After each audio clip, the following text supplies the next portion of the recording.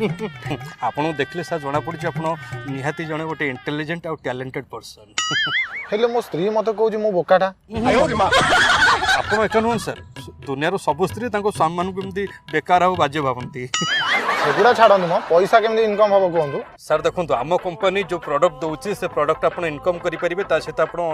आड भी करेंगे हे रहा नेटवर्क मार्केटिंग कंपनी नुहे तो यस सर एटा नेटवर्क मार्केटिंग कंपनी हे अनानी मुँह को थोइबे गाड़ी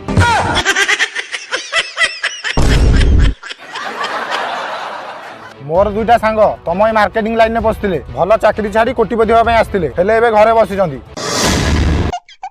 मत आ मार्केटिंग विषय में मत शिखातुनि पढ़ा शीघ्र मुँह को समस्त को ये थोइबे गाड़ी धरी